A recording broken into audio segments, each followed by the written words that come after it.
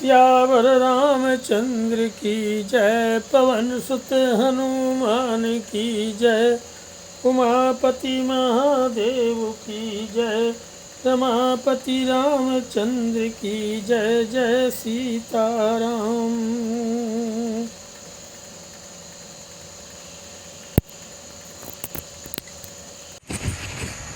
सियावर रामचंद्र की जय, पवन सुत हनुमान की जय, उमापति महादेव की जय। जय सीताराम। अथ दशम सर्गः। नमः। श्रीमद् वाल्मीकि रामायण के अयोध्या कांड में दशम सर्ग में राजा दशरथ का कैकेयी के भवन में जाना, उसे कोप भवन में स्थित देख करके दुखी होना और उसको अनेक प्रकार से सांत्वना देने का वर्णन किया गया है कि विदर्शिता यदा देवी कुब्जया पापया भृशम तदा से तेष्मिषा भूमौ दिग्ध विद्यु किन्नरी। पापनी कुब्जा ने जब देवी कैकेयी को बहुत उल्टी बातें समझा दी तो वह विषाक्त बाण से विद्ध हुई किन्नरी के समान धरती पर लौटने लगी। निश्चित मनसा कृत्यम शाम्यगिति भामिनी मंथरायै शनैः सर्वम् आचचक्षे विचक्षणः। मंथरा के बताए हुए समस्त कार्य को यह बहुत उत्तम है ऐसा मन ही मन निश्चय करके रात की बातचीत में कुशल भामिनी कैकेयी ने मंथरा से धीरे धीरे अपना सारा मंतव्य बता दिया। किशादीना निश्चयं कृत्वा मंथरा वाक्य मोहिता नांकन्यो निःश्वस्यो दीर्घमुष्णं च भामिनी मुहूर्तम चिंतयामाशो मार्गमात्मसुखावहम्। मंथरा के वचनों से मोहित एवं दीन हुई भामिनी कैकेयी पूर्वोक्त निश्चय करके नाग कन्या की भांति गर्म और लंबी सांस खींचने लगी और 2 घड़ी तक अपने लिए सुखदायक मार्ग का विचार करती रही। सा सुहेच्छार्थ कामा च तम निशंपन विनिश्चयम् बभूव परम प्रीता सिद्धिं प्राप्यो मंथरा। अथ साश्रूषिता देवी सम्यक् कृत्वा विनिश्चयं संविवेशा बला भूमौ निवेश्य भ्रुकुटिं मुखे। और वह मंथरा जो कैकेयी का हित चाहने वाली सुहृद थी और उसी के मनोरथ को सिद्ध करने की अभिलाषा रखती थी, कैकेयी के उस निश्चय को सुनकर बहुत प्रसन्न हुई, मानो उसे कोई बहुत बड़ी सिद्धि मिल गई हो। इसकी बात रोष में भरी हुई देवी कैकेयी अपने कर्तव्य का भली भांति निश्चय करके मुखमंडल में स्थित भुवों को टेढ़ी करके धरती पर सो गई। और क्या धर करती अबला ही तो थी। ततश्चित्राणि माल्यानि दिव्यान्याभरणानि च अपविद्धानि कैकेय्या तानि भूमिं प्रपेदरे। इसके बाद उसके कई राजकुमारी ने अपने विचित्र पुष्पहारों और दिव्य आभूषणों को उतार कर फेंक दिया। वे सारे आभूषण धरती पर यत्र तत्र पड़े थे कि तथा तया तान्यपविद्यानि माल्यान्याभरणानि च अशोभयन्त वसुधां नक्षत्राणि यथा नभः। जैसे छिटके हुए तारे आकाश की शोभा बढ़ाते हैं, उसी प्रकार फेंके हुए वे पुष्पहार और आभूषण वहाँ भूमि की शोभा बढ़ा रहे थे। क्रोधागारे च पतिता सा बभौ मलिनांबरा एकवीणीं दृढ़ां बद्ध्वा गतसत्त्वैव किन्नरी।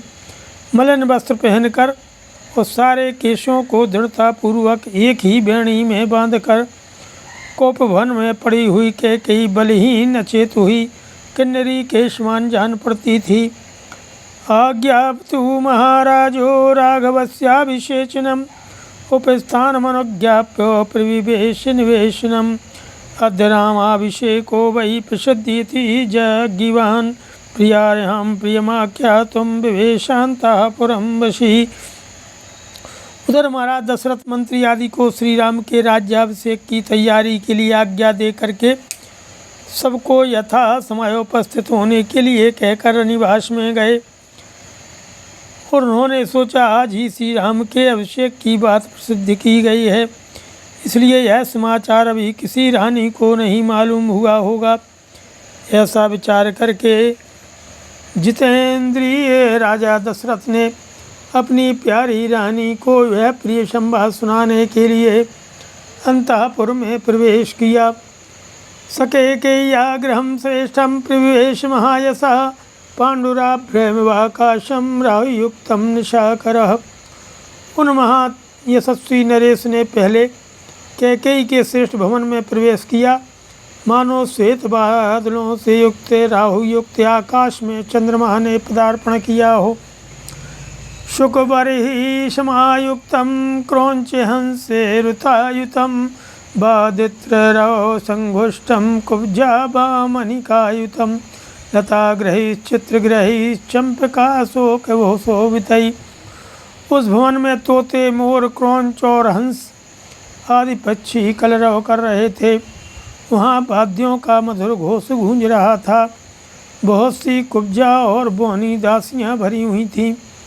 चंपा और अशोक से सुशोभित बहुत से लता भवन और चित्र मंदिर उस महल की शोभा बढ़ा रहे थे। दान्तराजत सौवर्ण वेदिका भी समायुतम नित्य पुष्प फलई वृक्षई वापी भी रूप शोभितम। हाथी दांत, चांदी और सोने की बनी हुई वेदियों से संयुक्त उस भवन को नित्य फूलने फलने वाले वृक्ष और बहुत सी बावड़ियाँ सुशोभित कर रही थीं। दान्तराजत सौवर्णैः संवृतं परमाशनैः विविधैरन्नपानैश्च भक्षैश्च विविधैरपि उपपन्नं महारहस्यो भूषणैः त्रिदिवोपमम्। उसमें हाथी दांत, चांदी और सोने के बने हुए उत्तम सिंहासन रखे गए थे। नाना प्रकार के अन्न, पान और भांति भांति के भक्ष्य भोग्य पदार्थों से वह भवन भरा पूरा था। बहुमूल्य आभूषणों से संपन्न कैकेयी का वह भवन स्वर्ग के समान शोभा पा रहा था। स प्रविश महाराजा सुमंतापुरं वृद्धिवतो न ददर्श स्त्रियं राजा कैकेयीं शयनोत्तमे।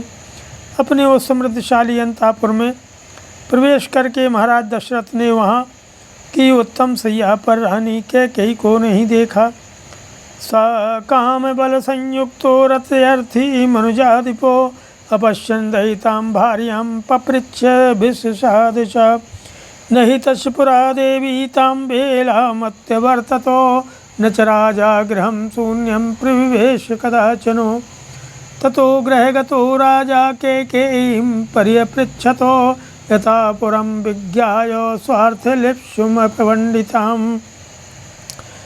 काम बल से संयुक्त वे नरेश रानी की प्रसन्नता बढ़ाने की अभिलाषा से भीतर गए थे। वहाँ अपनी प्यारी पत्नी को न देखकर उनके मन में बड़ा विषाद हुआ और वे उनके विषय में पूछताछ करने लगे। इससे पहले रानी कैकेयी राजा के आगमन की उस बेला में कहीं अन्यत्र नहीं जाती थी। राजा ने कभी शून्य भवन में प्रवेश नहीं किया था, इसीलिए वे घर में आकर कैकेयी के बारे में पूछने लगे। उन्हें यह मालूम नहीं था कि वह मूर्खा कोई स्वार्थ सिद्ध करना चाहती है, अतः उन्होंने पहले की ही भांति प्रतिहारी से उसके विषय में पूछा। प्रतिहारी त्वथोवाच सुत संत्रस्ता तु कृतांजलि देव देवी भृशं क्रुद्धा क्रोधागारमभिद्रुता। प्रतिहारी बहुत डरी हुई थी। उसने हाथ जोड़ करके कहा कि हे देव देवी कैकेयी अत्यंत कुपित होकर के कोप भवन की ओर दौड़ी गई हैं। प्रतिहार्या वचः श्रुत्वा राजा परम दुर्मना विकषाद पुनर्भूयो लुलित व्याकुलेन्द्रियो। प्रतिहारी की ये बात सुन करके राजा का मन बहुत उदास हो गया। उनकी इंद्रियां चंचल एवं व्याकुल हो उठीं और वे पुनः अधिक विषाद करने लगे। तत्रतां पतितां भूमौ शयानां अतथोचितां प्रतप्त्यो दुःखेन शोपश्यत् जगतीपति। कोप भवन में वह भूमि पर पड़ी थी और इस तरह लेटी हुई थी जो उसके लिए योग्य नहीं था। राजा ने दुख के कारण संतप्त से होकर उसे इस अवस्था में देखा। स वृद्धस्तरुणीं भार्यां प्राणेभ्योऽपि गरीयसीम् अपापः पापसंकल्पां ददर्श धरणीतले लतामेव विनिष्कृतां पतितां देवतामेव। राजा बूढ़े थे और उनकी वह पत्नी तरुणी थी, अतः वे उसे अपने प्राणों से भी बढ़कर मानते थे।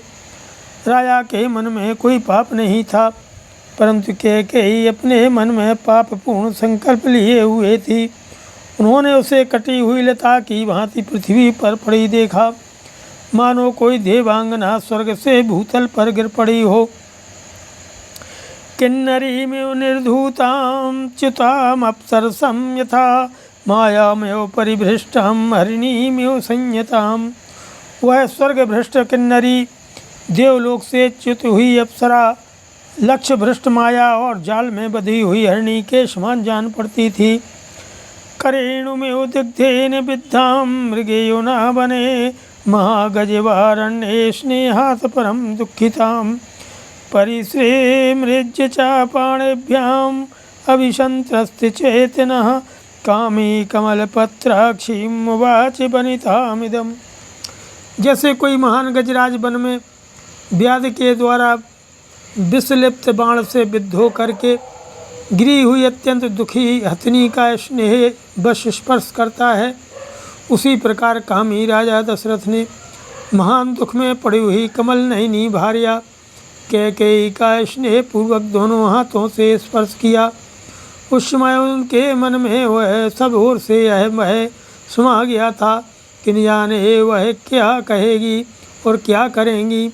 वे उसके अंगों पर हाथ फेरते हुए उससे इस प्रकार बोले, न ते हम अभिजानामि क्रोधमात्मनि संश्रितं देवी की नाभियुक्तासी केन वासि विमानिता।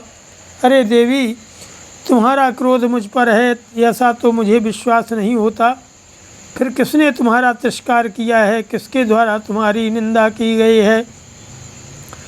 यदिदं मम दुःखाय सेखे कल्याणी पान सुखु भूमौ सेखे किमर्थं त्वं मयि कल्याण चेतसि भूतोपहत चित्ते वो मम चित्ते प्रमाथिनी। हे कल्याणी, तुम जो इस तरह मुझे दुख देने के लिए धूल में लौट रही हो, इसका क्या कारण है। मेरे चित्त को भय डालने वाली सुंदरी, मेरे मन में तो सदा तुम्हारे कल्याण की ही भावना रहती है। फिर मेरे रहते हुए तुम किस लिए धरती पर सो रही हो। जान पड़ता है तुम्हारे चित्त पर किसी पिशाच ने अधिकार कर लिया है। संति में कुशला वैद्यास्त्वभि तुष्टा च सर्वशः सुखितां त्वां करिष्यन्ति व्याधिमा चक्षुभामिनी। हे भामिनी, तुम अपना रोग बताओ। मेरे यहाँ बहुत से चिकित्सा कुशल वैद्य हैं, जिन्हें मैंने सब प्रकार से संतुष्ट कर रखा है। वे तुम्हें सुखी कर देंगे। कस्य वा प्रियं कार्यं केन वा विप्रियं कृतं कः प्रियं लभता मद्यो को वा सुमहदप्रियं। मारौत शीरमा चकारसिस्त्वं देविशं परिशोषणम् अबध्यो बध्यतां को वा बध्या को वा विमुच्यतां दरिद्रा को भवेदाढ्यो द्रव्यवान वाप्य किंचनः। अथवा कहो, आज किसका प्रिय करना है या किसने तुम्हारा प्रिय किया है। तुम्हारे किस उपकारी को आज प्रिय मनोरथ प्राप्त हो, अथवा किस अपकारी को अत्यंत प्रिय कठोर दंड दिया जाए। देवी, तुम न रो, अपने देव को न सुखाओ। आज तुम्हारी इच्छा के अनुसार किस अबध्य का वध किया जाए, अथवा किस प्राण दंड पाने योग अपराधी को भी मुक्त कर दिया जाए। किस दरिद्र को धनवान और किस धनवान को कंगाल बना दिया जाए। कि हम चाहि मदीयाश्च सर्वे तो वशानुगा न ते कंचिद विप्रायं वित्रव्यहन्तु महमुत्सहे आत्मनो जीवितेनापि ब्रूह्यन्मनसि स्थितम्। मैं और मेरे सभी सेवक तुम्हारी आज्ञा के अधीन हैं। तुम्हारे किसी भी मनोरथ को मैं भंग नहीं कर सकता, उसे पूरा करके ही रहूँगा, चाहे उसके लिए मुझे अपने प्राण ही क्यों न देने पड़ें। अतः तुम्हारे मन में जो कुछ हो उस पर स्पष्ट कहो। बलमात्मनि जानन्ति न मां शंकितुमर्हसि करिष्यामि तौ प्रीतिं सुकृतेनापि ते शपे। अपने बल को जानते हुए भी तुम्हें मुझ पर संदेह नहीं करना चाहिए। मैं अपने सत्कर्मों की शपथ खाकर कहता हूँ, जिससे तुम्हें प्रसन्नता हो वही करूँगा। यावदा वर्तते चक्रम तावती मे वसुंधरा, द्राविड़ा सिंधु सौवीरः सौराष्ट्र दक्षिणापथ, बंगांग मगधा मत्स्यः समृद्धा काशी कौशलः। जहाँ तक सूर्य का चक्र घूमता है वहाँ तक सारी पृथ्वी मेरे अधिकार में है। द्रवण सिंधु सौवीर सौराष्ट्र, दक्षिण भारत के सारे प्रदेश तथा अंग भंग मगध मत्स्य काशी और कौशल, इन सभी समृद्धशाली देशों पर मेरा आधिपत्य है।